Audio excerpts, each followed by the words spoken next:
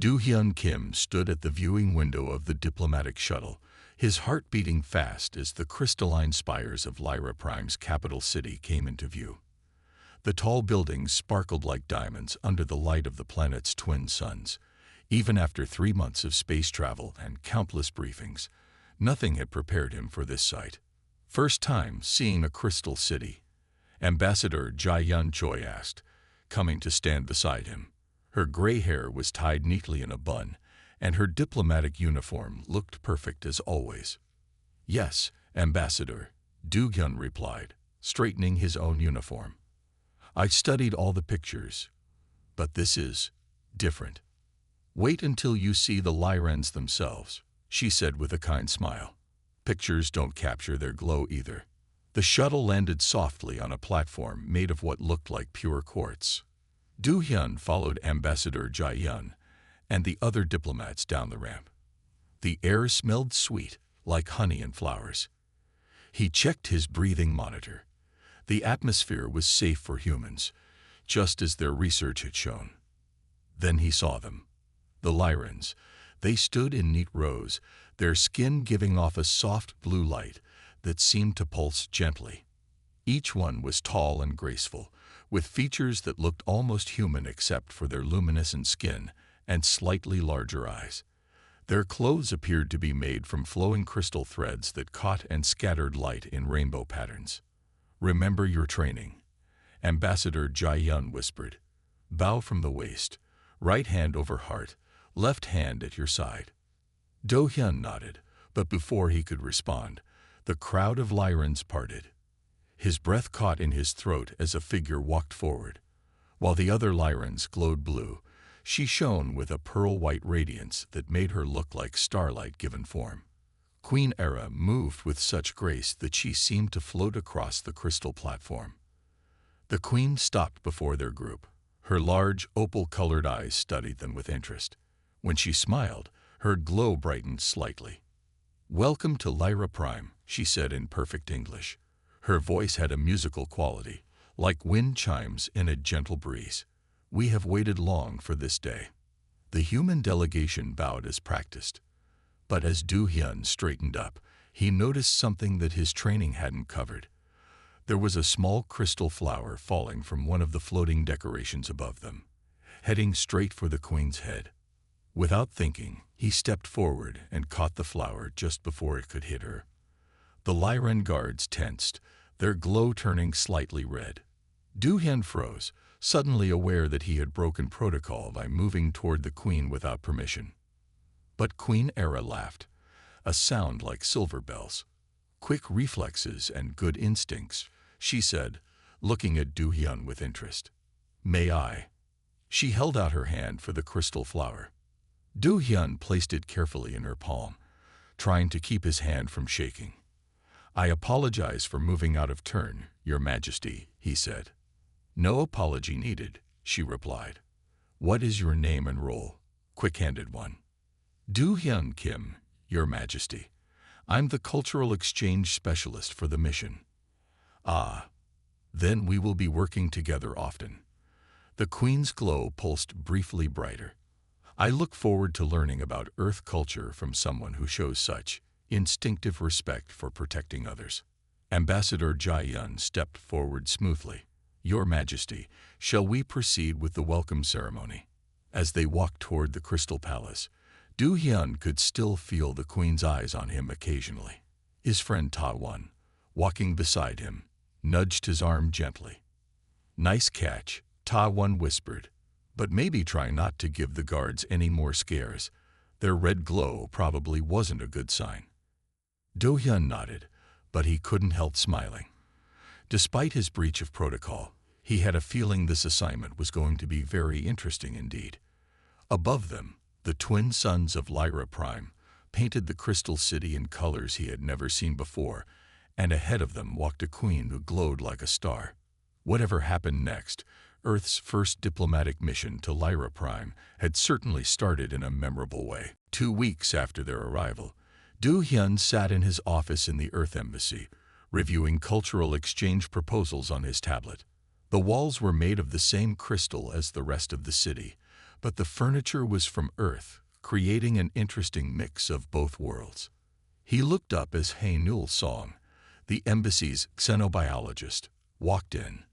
"You've been spending a lot of time with the Queen," Haenul said, sitting down across from him.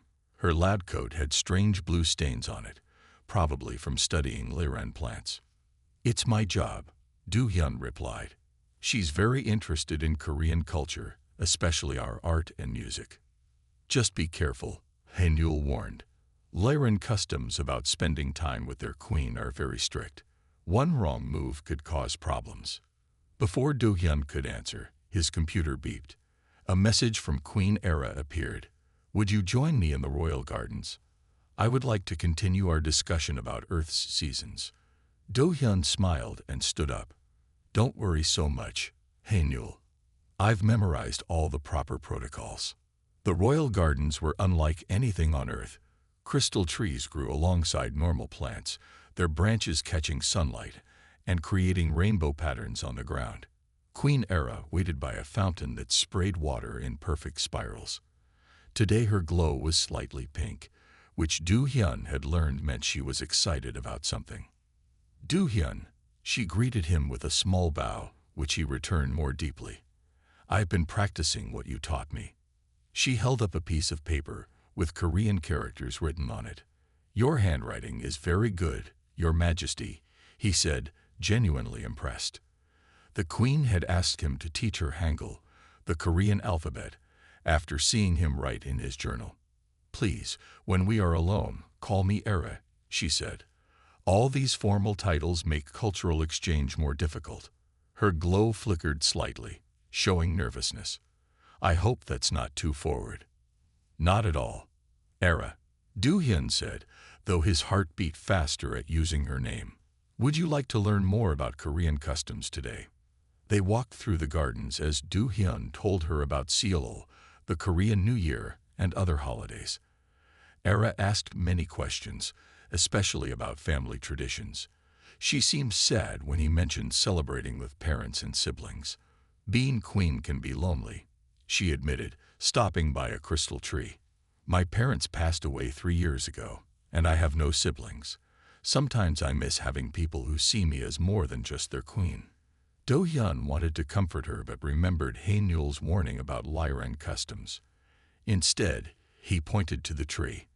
"In Korea, we have a saying that even the strongest tree needs good soil to grow. Maybe that's true for queens too. Everyone needs support and care."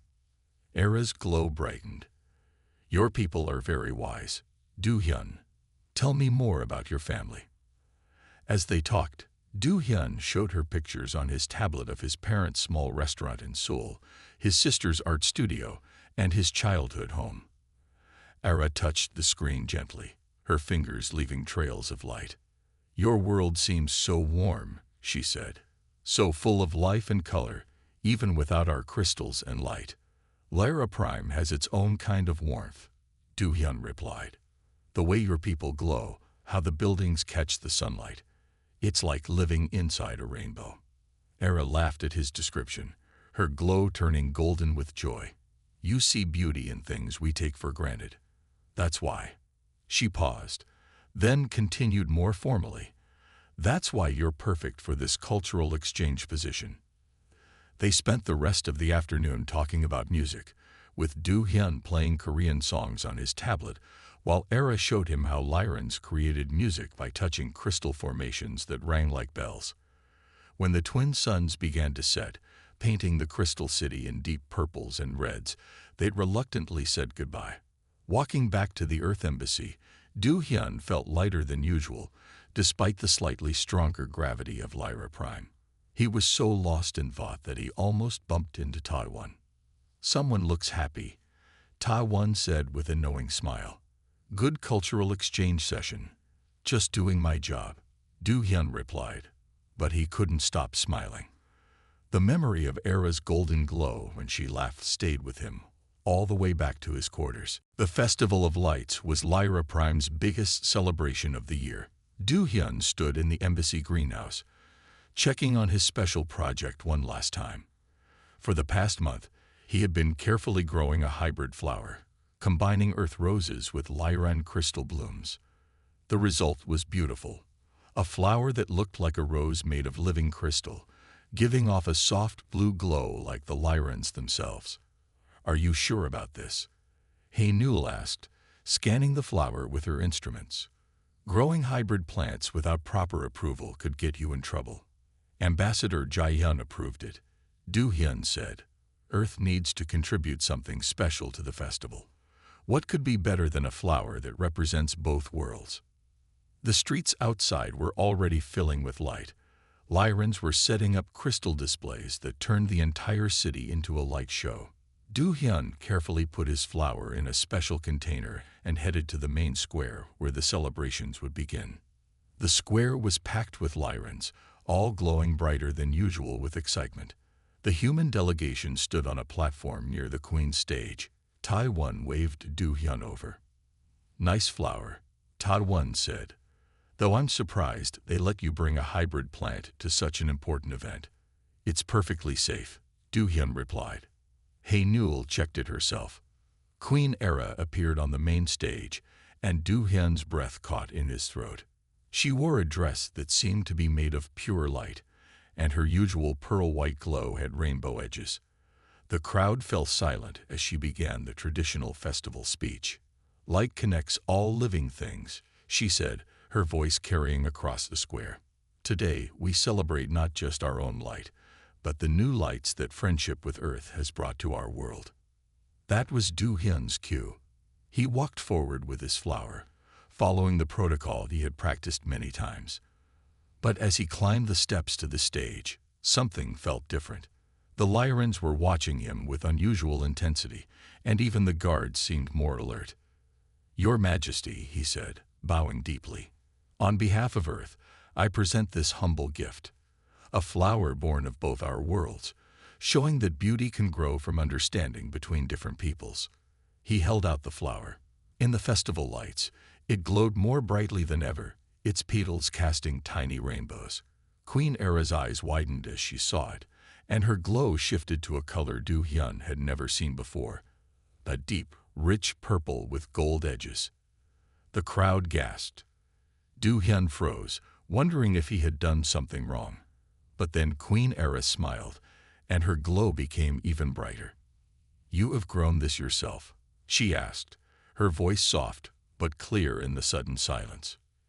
"Yes, Your Majesty. I've been working on it since I learned about the festival." Queen Era gently took the flower. As soon as she touched it, its glow pulsed in time with hers. The crowd made a sound that reminded Du-Hyun of waves on a beach.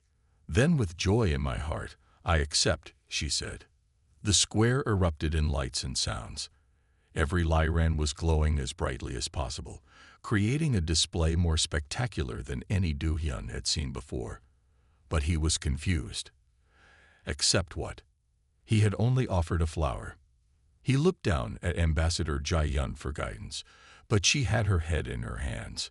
Tai-Won was rushing toward the stage, looking panicked. Haynul was frantically typing on her tablet, her face pale. Only Queen Era seemed completely calm. She held the hybrid flower close to her heart, her glow still that strange purple-gold color. She looked at Du-Hyun with warm eyes and a gentle smile, while around them, the festival of lights became brighter than any of the twin suns had ever been. Tai-Won grabbed Du-Hyun's arm and pulled him off the stage into a small crystal room behind it. Du-Hyun had never seen his friend look so worried. The lights from the festival outside made colorful patterns on the walls, but no one was paying attention to them. "Do you have any idea what you just did?" Tai-Won asked, running his hands through his hair. "I gave the queen a flower for the festival," Du-Hyun said, confused by everyone's strange behavior. Ambassador Jai-Yun approved it. She approved the flower, yes, but not. Tai-Won took a deep breath. Not a self-grown hybrid crystal flower, given during the light blessing ceremony, that responds to the queen's own light. Before Du-Hyun could ask what that meant, Haynul burst into the room with her tablet. Her face was red from running. "I found it," she said, holding up the tablet. In ancient Lyran tradition, presenting a personally grown crystal-based flower during the Festival of Lights is the highest form of marriage proposal. It dates back thousands of years, when their first queen married a common gardener who grew her a crystal bloom. Do-hyun felt like all the air had left his lungs. Marriage, proposal. And she accepted, Ta-won said, in front of the whole city. Do-hyun, you just accidentally proposed to the queen of an alien planet, and she said yes. Do-hyun had to sit down. The crystal chair felt cold through his formal uniform. But I didn't mean to. I was just trying to show friendship between our worlds. Ambassador Jae-yun walked in, her face serious but calm. The Lyran Royal Council is in an uproar. Half of them are thrilled that their queen has finally chosen a partner, and the other half are horrified that she accepted a proposal from an Earth diplomat. Can't we just explain that it was a mistake? Do-hyun asked hopefully. I'm afraid it's not that simple, Hae-nul said, reading from her tablet. In Lyran culture, a proposal during the light blessing ceremony is considered the most sacred form of commitment. Breaking it would be like breaking every peace treaty we have with them at once. Do-hyun stood up and began pacing. The events of the last hour played over in his mind. The queen's strange purple-gold glow, the crowd's reaction, the way the flower pulsed in time with her light. But why did she accept? She must know I didn't mean to propose. Ambassador Jae-yun's expression softened. Perhaps you should ask her that yourself. She's requested to speak with you privately once the festival ceremonies are complete, which technically would be your first official meeting as an engaged couple, Ta-won added, then quickly stopped smiling when everyone looked at him. A knock at the door made them all turn. A Lyran royal guard stood there, glowing a formal shade of blue. Her Majesty Queen Era requests Do-hyun Kim's presence in the royal garden in 1 hour. After the guard left, Do-hyun sat down again, feeling dizzy. His simple cultural exchange project had turned into an interplanetary incident. He looked at his friends helplessly. What do I do? First, breathe, Ambassador Jae-yun said kindly. Then change into fresh formal wear. Hae-nul will brief you on proper Lyran engagement protocols, and Ta-won will help you practice them. I need to contact Earth's government and try to prevent any diplomatic panic. As his friends rushed to help him prepare, Do-hyun thought about Queen Era's smile when she accepted the flower. Despite the chaos and confusion, he remembered how beautiful her purple-gold glow had been. A tiny part of him, a part he wasn't ready to examine too closely yet, wondered if this accident might turn out to be more than just a cultural misunderstanding. Later that evening, Queen Era invited Do-hyun to her private garden. This area was different from the public royal gardens. Small crystal trees grew in spiral patterns, and quiet streams of glowing water flowed between flower beds. The queen sat on a simple stone bench, looking more relaxed than Do-hyun had ever seen her. Please, sit with me, she said, patting the space beside her. Her formal royal robes were gone, replaced by simpler clothing that reminded Do-hyun of traditional Korean hanbok. Do-hyun sat down carefully, noticing how the garden's lights made gentle patterns on the ground. Your Majesty, Era, I think we need to talk about what happened. Yes, we do. Era's glow softened to a gentle blue. First, I want you to know something important. I knew exactly what giving that flower meant in our culture. Do-hyun turned to look at her in surprise. You knew. But then why? Why did I accept? Era smiled. Do you remember our first meeting? When you caught that falling crystal flower? Of course, I thought I was going to cause a diplomatic incident. That moment told me a lot about you, Era said. You didn't think about protocol or your own safety. You just acted to help someone else. Her glow shifted to a warm pink. Since then, I've watched how you work. You respect our ways, but you're not afraid to be yourself. You see beauty in our differences instead of fearing them. Do-hyun felt his face grow warm, but accepting a marriage proposal just because someone is nice. No, Era laughed softly. I accepted because in all my years as queen, you're the first person who has shown me who they truly are, not who they think I want them to be. She touched the hybrid flower, which still glowed beside her. Even this flower, you didn't create it to impress anyone. You made it because you genuinely wanted to show how beautiful our two worlds could be together. But the political problems, Du-hyun started, will always exist, Era finished. I am a queen. Every choice I make has political consequences, but that doesn't mean I should let politics choose my life partner. A gentle breeze moved through the garden, making the crystal trees sing softly. Du-hyun thought about all his conversations with Ara, how natural they had felt despite their different backgrounds. There's something else you should know, Era continued.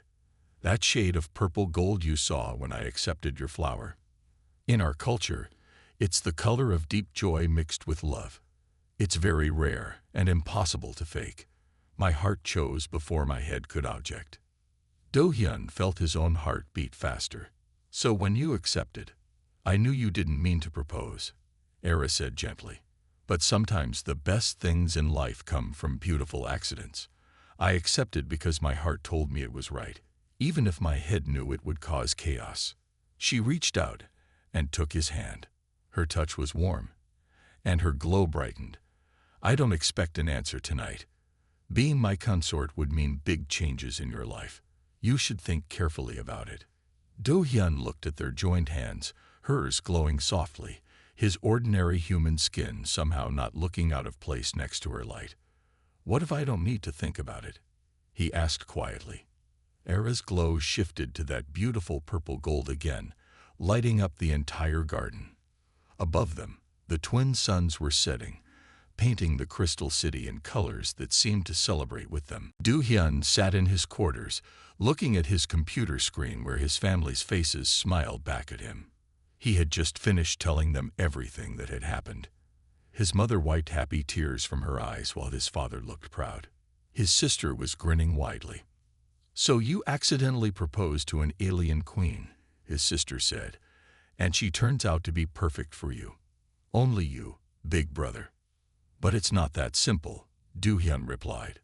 Being her consort means I might never come back to Earth. I'd have to learn all their laws, their customs.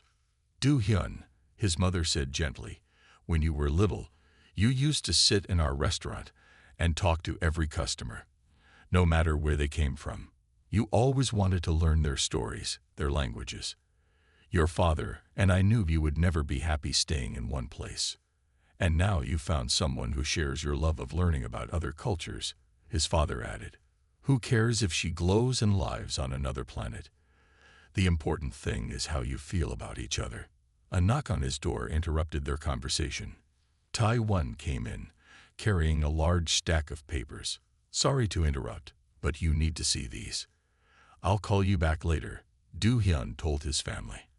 After saying goodbye, he turned to the papers. What are these? Messages from Earth, Tai-1 said.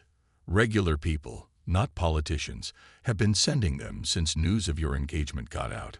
Read some. Do-hyun picked up the first paper. It was from a teacher in Brazil.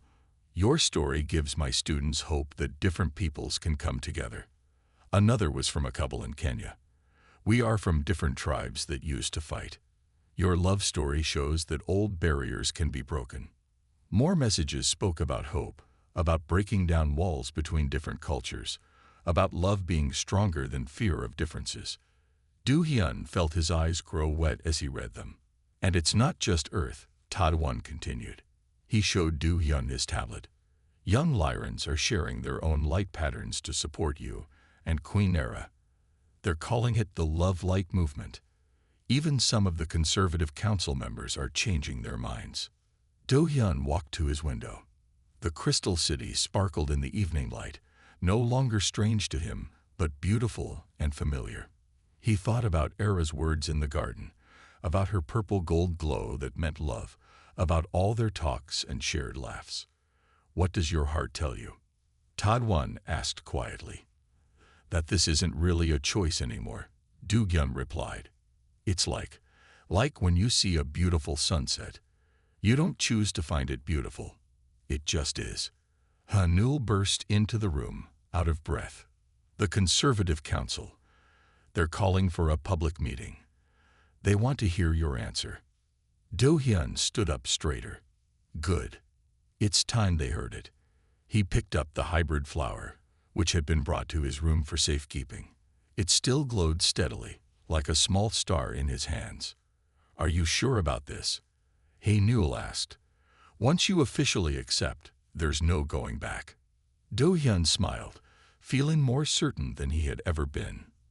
Sometimes, he said, remembering Era's words, the best things in life come from beautiful accidents. The great hall of the Crystal Palace was packed with people. Lyra nobles stood on one side, their glows a mix of colors showing different emotions. Earth diplomats stood on the other side, trying to look calm. Do-hyun walked to the center of the hall, holding his head high. Queen Era sat on her crystal throne, wearing her formal robes. Her face was serious, but when she saw Do-hyun, her glow flickered briefly to that special purple-gold color before returning to a proper royal white. Do-hyun Kim, Lord Kai announced, his voice echoing in the hall. You stand before the Conservative Council to give your answer. Will you accept the responsibilities of becoming the Queen's consort, or will you withdraw your proposal? Do-hyun looked around the hall. He saw Taiwan and Hanul giving him encouraging smiles. Ambassador Jae-yun nodded slightly. But before he could speak, a loud crash interrupted him. A group of figures in dark cloaks burst into the hall.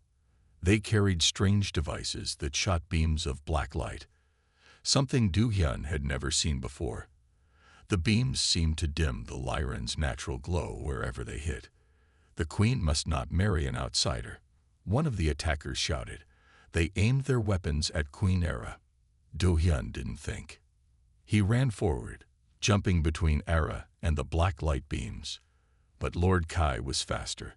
The old Lyran noble pushed both Do-hyun and the queen behind the throne, his own body glowing bright red with protective anger. Protect the queen, the guards shouted. The hall erupted in chaos. Hanul's voice cut through the noise. The black light devices are disrupting their natural glow. It's hurting them. Do-hyun looked around frantically. He saw the hybrid flower still sitting in its special container near the throne. An idea struck him. Era, he whispered, your scientist said my flower has both Earth and Lyran properties. Could it resist the black light? She finished his thought. We can try. Together, they grabbed the container. Era touched the flower, making it glow brighter. Do-hyun remembered how it pulsed in harmony with her light and placed his own hand next to hers. To everyone's surprise, the flower's glow grew even stronger, becoming a beacon of pure white light. The black light beams seemed to break apart when they hit the flower's glow. The attackers stumbled back, surprised.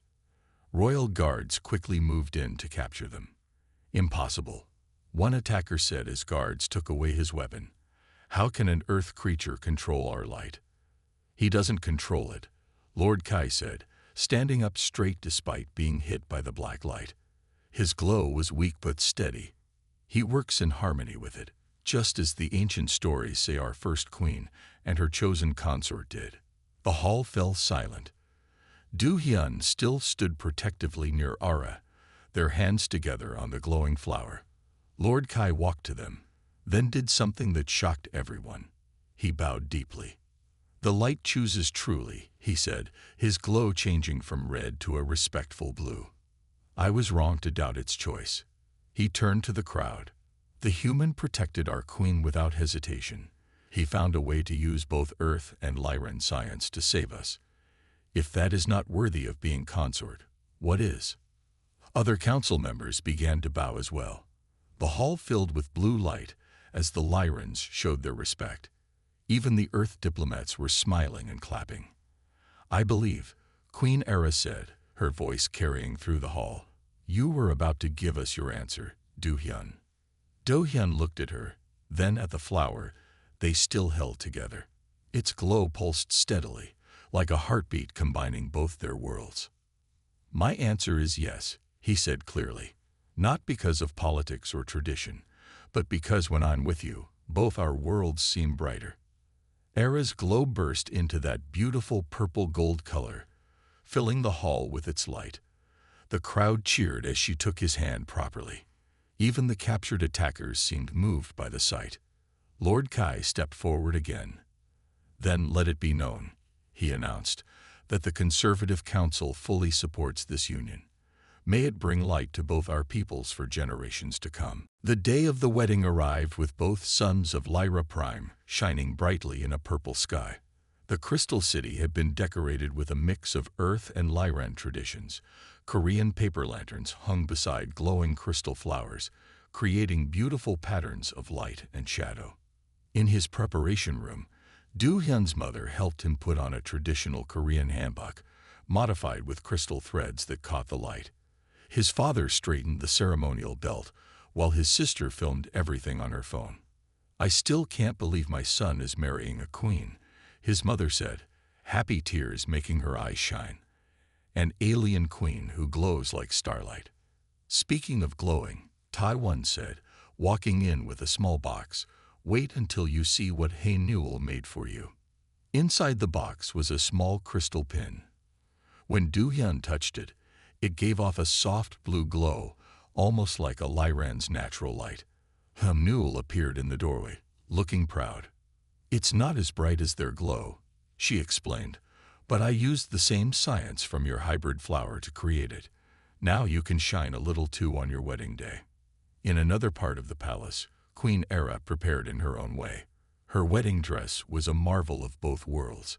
Flowing crystal fabric that looked like liquid starlight, decorated with patterns inspired by Korean wedding clothes.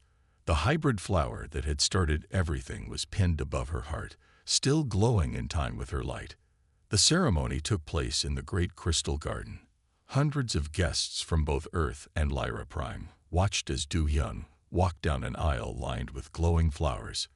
When he reached the front, he turned to watch Era's entrance. She appeared like a star come to Earth, her natural glow and wedding dress creating a light so beautiful that everyone gasped. But Do-hyun noticed that her glow had that special purple-gold color that only he could cause. The ceremony combined both cultures perfectly. They bowed to each other in Korean tradition while their lights, Era's natural and Do-hyun's crystal pin, glowed together in Lyran custom. They drank traditional Korean wedding tea from crystal cups that sang soft notes when touched. "In Earth tradition," Do-hyun said, speaking his vows in both Korean and Lyran languages, "we say that love builds bridges between hearts. I never thought I would build a bridge between worlds, but here we are."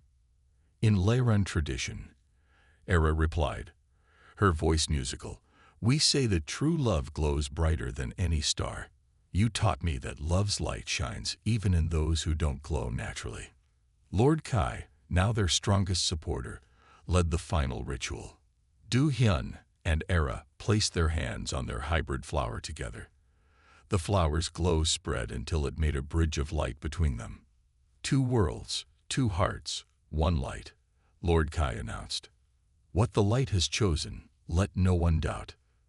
The celebration lasted until both suns set. Earth food was served alongside Lyran dishes. Korean pop songs played while Lyrans performed their traditional light dances. Do-hyun's sister taught young Lyrans how to do the Korean wave, creating a ripple of multicolored lights through the crowd. Later, in a quiet moment, Do-hyun and Era stood on a balcony overlooking the city.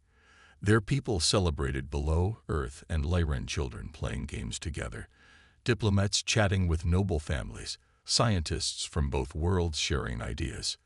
"Look what our little accident created," Era said, her glow soft and happy. "Best mistake I ever made," Do-hyun replied, touching his glowing pin. "Though I still can't believe you accepted a proposal I didn't know I was making." "Well," Era laughed, her glow turning slightly mischievous, "maybe I'd been hoping for a reason to propose to you anyway. You just gave me the perfect chance." They looked up at the stars together, his hand in hers, their lights glowing as one. Above them, ships from Earth and Lyra Prime moved peacefully through the sky, carrying more people eager to learn about each other's worlds. Sometimes, they both thought, the best traditions are the new ones you create together.